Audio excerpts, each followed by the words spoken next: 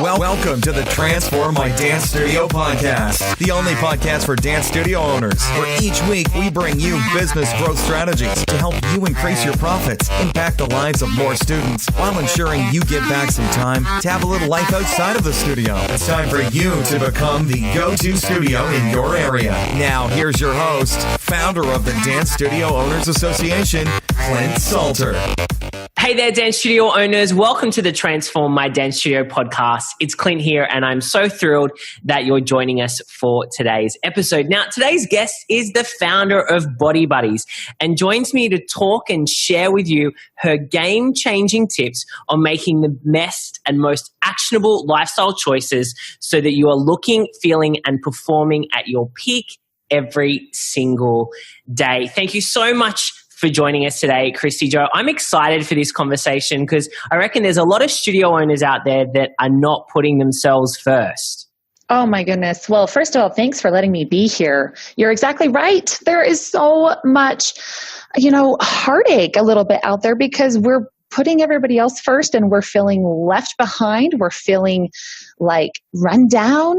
And that's the type of answers there are out there. And I hope that we'll be able to transfer some of that information and give some inspiration today. Awesome. Why don't we start there? I'd love for you to talk to me about burning out, feeling fatigued, having low energy. I mean, how does it happen, first off? How do we get to a place where we're seriously over it and we just want to lie in bed and watch Netflix? Well, hopefully we're not all doing that right now if we have dance studios, right? But if we have dance studios, we are up. But if we feel like that, every day, if we're starting the day like that and during the day we're feeling fatigued and low energy and we're just we're on the treadmill and we are holding on, right? And then the energy drinks and the Starbucks, and then we're just hanging on by the skin of our teeth. Totally. So let's talk about how we get there. First of all, our food choices. Now, we all have to kind of drop this internal battle and defensiveness we feel whenever anybody like me talks about nutrition, because we all have our personal inclinations and little attachments to food.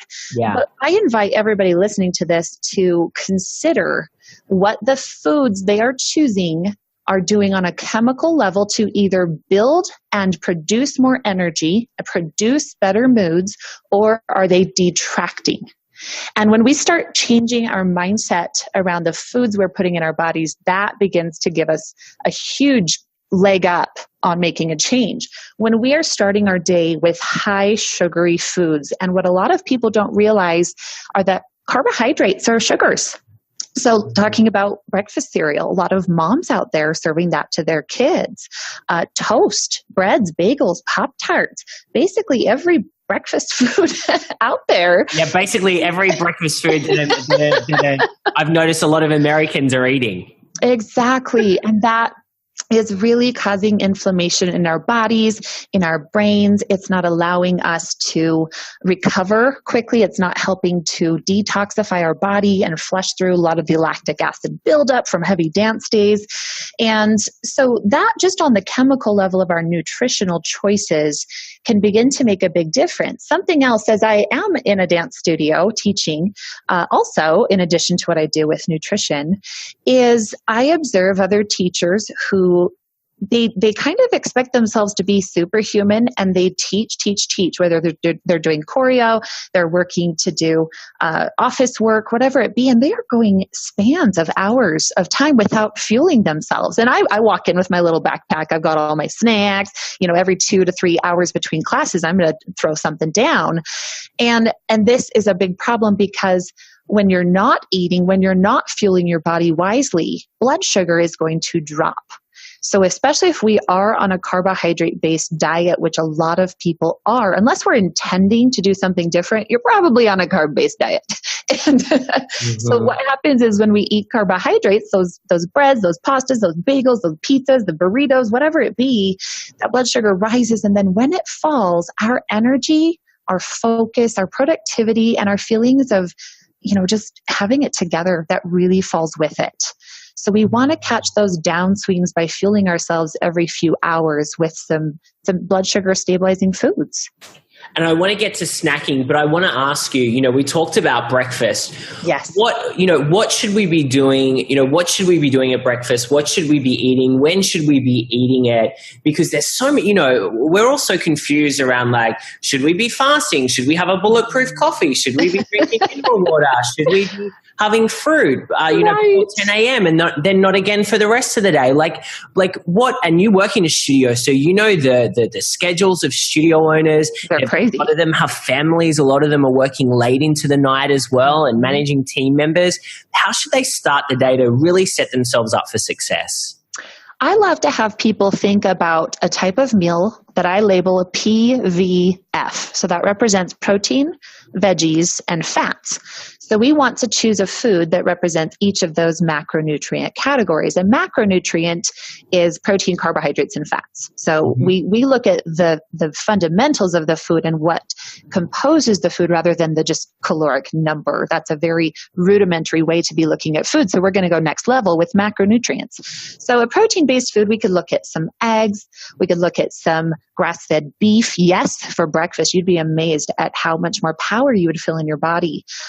You can look at some even just ground turkey. You can look at protein powder if you want to make a smoothie. So that would be the protein component. Then you add in a veggie. If you're doing a smoothie, so easy to throw in a handful of spinach. I use Organifi powder, which is just a powdered greens, or there's so many different companies. I've got that in my cupboard. Are you Organifi? Yes. Organifi. That's Drew Canoli's brand, right? It is. Yeah. Oh, that's like fist bump across the ocean right here. Okay. I'm in New York, so we don't even have to fist pump that far. Wait, no, well, it's still mighty far. Are you kidding me? I'm serious. Yeah, I guess. Okay, that would make sense. So then we have the veggies. You can throw in, just this morning with my eggs, I threw in some chopped up cauliflower and chopped up broccoli into my scramble for my V. And so that's a great way. Also, some people, again, fast is the name of the game, right? So steam vegetables, like when they come frozen, if you just steam those in bulk in a huge pot, it really will cover you for the whole week. And I just throw those into my scrambled eggs.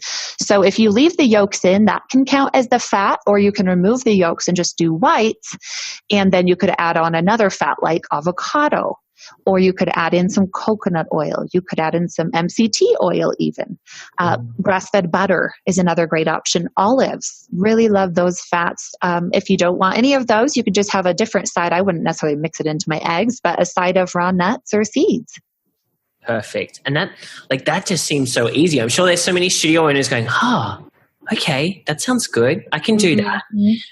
And so after we've had our breakfast, you mentioned snacking, and I definitely wanted to get back, to that, because like I said, studio owners on the go all day, super easy to go. Oh my God, I don't have lunch. I'm just going to duck down to the local deli or whatever it is and, grab a quick, toasted sandwich or a quick, buffet, fill up my little container.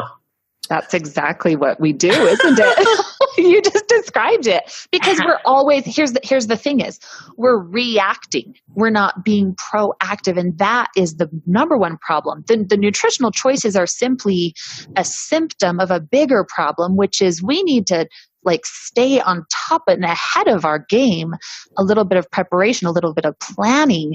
And so when we are proactively living instead of reactively living, it's not only going to change our nutritional choices, it's going to change the way we feel about life in general. So I would encourage everyone listening to think about that with your choices. Am I proactively making these choices, or am I reacting to situations in my life?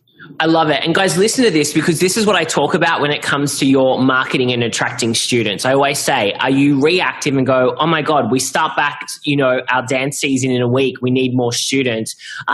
Go crazy, do everything. Or are you planning beforehand and creating the strategy and executing small steps every single day? This is very similar. I love that. Well, and it's so translatable, isn't it? Mm-hmm. And once we master it in one area, being able to take it into another area, you take all areas of your life up, and all of a sudden you've got a very high performing studio, high performing body. You feel amazing, and no longer are you begrudging other people who say, I feel amazing, because you do. You too can take those amazing Instagram photos and actually mean it. Yes. Yay! Kristy Jo, let's get into snacking. So tell us about how you talk to your clients about snacking, how you snack. I mean, I just love that you're in the studio space, so So I get it. I want to ask, what should we be doing as the studio owners? But I think the other great thing here is you can help us with, like, what should we be telling our students as well who are training super, super hard? Oh, and I'm so glad you bring up that point, because I am the biggest believer in they watch. And so if you are sitting there eating your cookie before class or chugging an energy drink, what are they picking up on? And then we tell them, oh yeah, you need to eat healthy foods. Sister, you're preaching something different. Like, what? Yeah. I saw you eating that McDonald's cheeseburger in the office. Exactly. So we want to be very careful that we lead the way by example. And I have seen such great results in people's lives, whether they're in a dance studio or just in a family, that children pick up on it and they want to be like their parents who make these choices. So some of those snacking ideas, I love a grass-fed beef company called Nick's Sticks. I actually interviewed the owner about the industry on the Body Buddies podcast, which was very insightful. But I love to order those. They throw very easily in my dance bag. They have turkey sticks, they have beef sticks, some spicy, some just normal. So those are great. I call those like a low-carb protein bar. Again, not wanting to overproduce that glucose, that spike of blood sugar that can come back down crashing.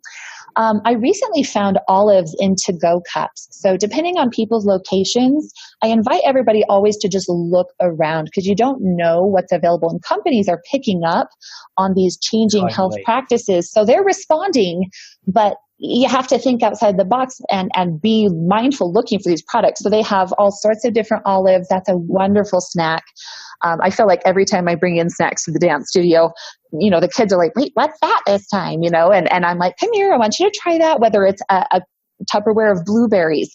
I have a garden, so I take in zucchini and squash and cucumbers. These kids often are trying new foods they've never had at home because I bring them to the dance studio for my snacks.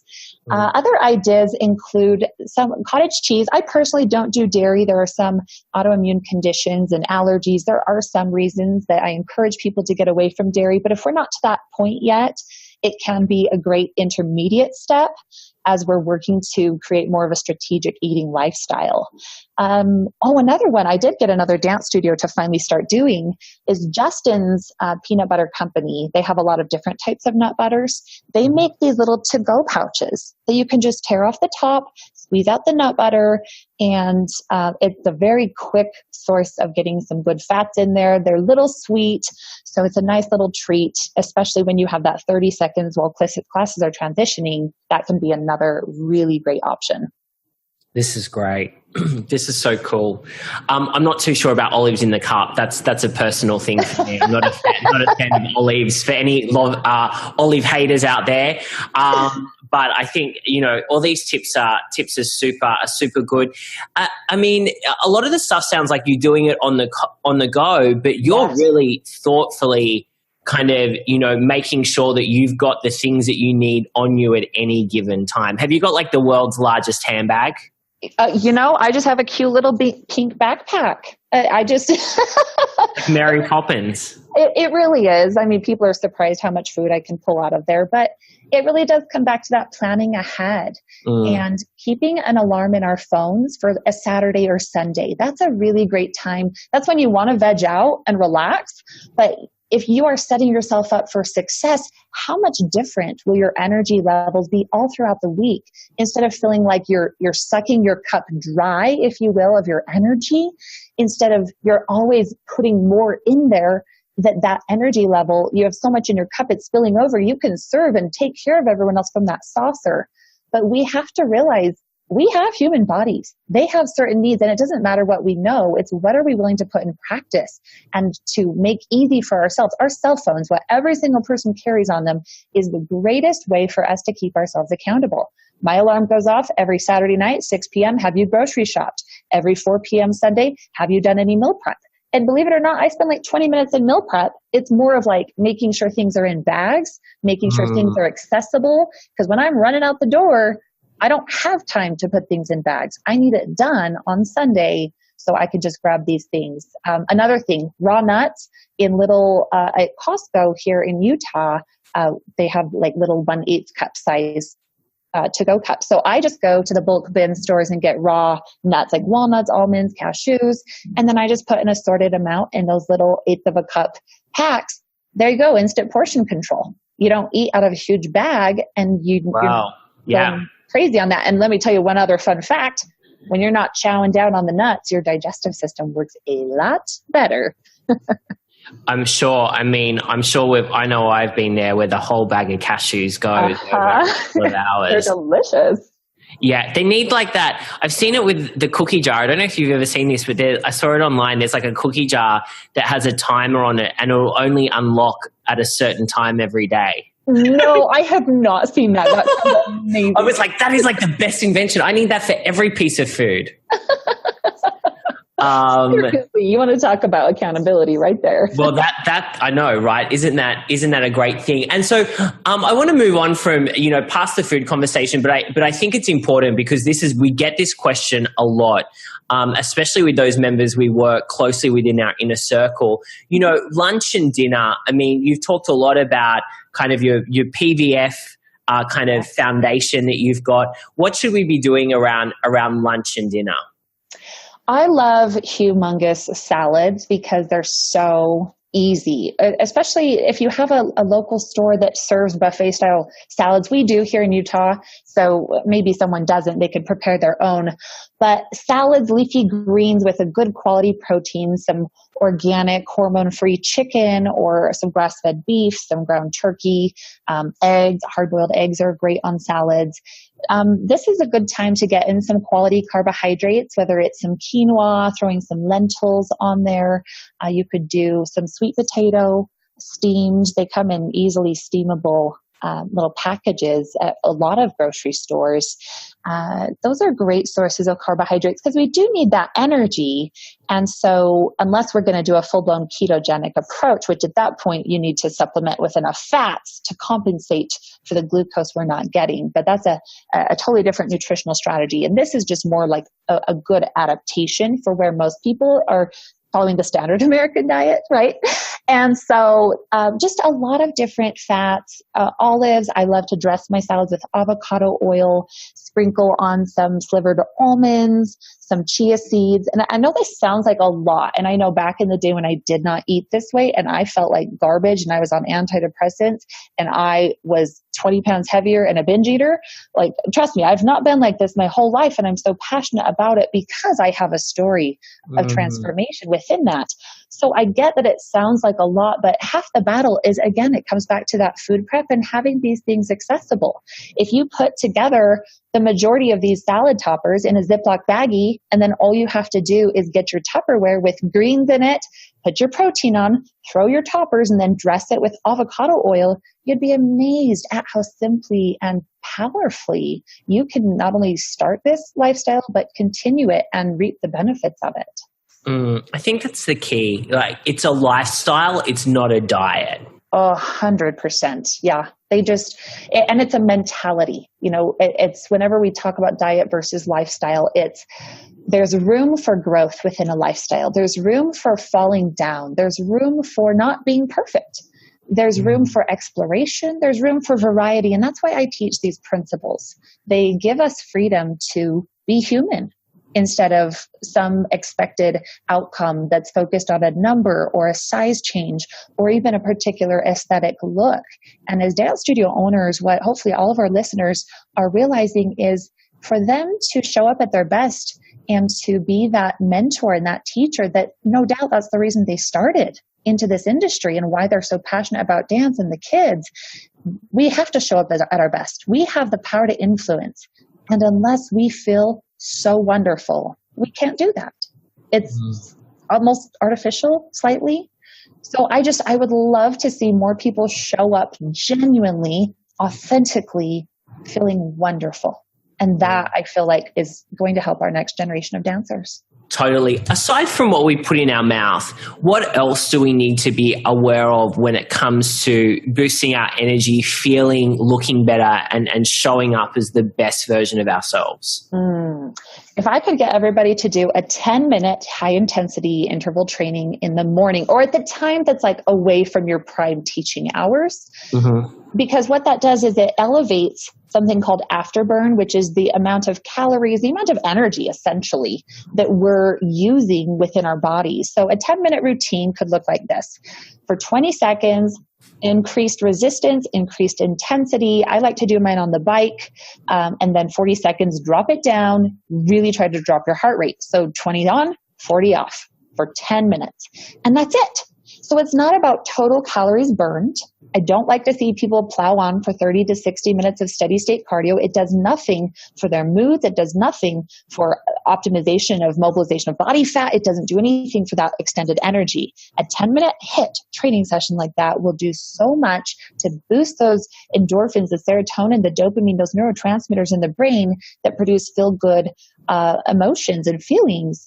But not only that, helping us get our bodies moving. It's going to help with lactic acid. It's going to help us stay pliable and our joints move better. And I don't know about anybody else out there, but there are days when I'm stretching my class, I'm like, man, am I getting old or what? I'm like, wow. So those types of movements help keep us younger. They help our bodies stay agile and adaptable as we are working them in the studio. So good. So you're saying, is that all we need to do every day? 10 minutes? Honestly, I would say that's a baseline. I'm a lifter. I definitely get in the gym and I throw around weights. I used to compete in bodybuilding competitions. Not like heavy bodybuilder, obviously, more like feminine figure. But there is so much power in being able to isolate a muscle and really work on it, different than we do in dance. And it also is going to help us again with that. I don't like the word anti-aging, but if we think about it, it's like we're either feeding into the whole breakdown of our body or we're fighting it. So when we train our muscles specifically, when we're doing a dumbbell press overhead, not just as like, oh, a little DVD routine, like those are great. That's movement, but it's not the same as a very focused program that helps us really capture the muscle, connect that mind to it, as we all know better than anyone, how to move our bodies. And so having, a back and biceps day, having a glutes and hamstrings and quads day, I don't do calves very much since, with ballet, I definitely get plenty. But having those different breakdowns, even if it's a 20-minute focused lift, those can be very powerful in addition to that 10 minutes if we have the time. Yeah, cool. I love it. But hey, let's start with 10 minutes, right? Yeah. Yep. Start small and build from there. I love this because it's so practical and it's really not a stretch. Yeah, I hope so. Yeah, well, I think, it's that whole compound effect thing. Jeff Olson talks about it in the Slight Edge, Darren Hardy in the compound effect. It's the little things that you consistently do every single day that get you to that point where you're like, yes, I've got that body, or yes, I've got that consistent energy. And they're things that are really easy to do and also easy not to do. Sure. Absolutely. So I love this. It's so good. I want to ask you about rest and timeout, because as studio owners, that's probably a very foreign word to people. Rest, timeout, relaxation. How important is it, and how can we structure it into a busy day? Oh, well, hopefully everyone realizes, I think we all love to talk about it. Even I can tell all the principles of it, and I'm in there with everybody. I have to apply these every day. I'm the queen of overworking. So one of the most important things is really looking at how we outsource certain things that we don't need to do ourselves. Do you really need to do everything you do? Do you have an assistant? There's a wonderful website called Upwork where you can hire virtual assistants. I utilize that so much. I run 3 different businesses in addition to all my dance stuff. And that's only due to the fact that I outsource. Looking at our hours, there's I don't know, some studio owners may disagree.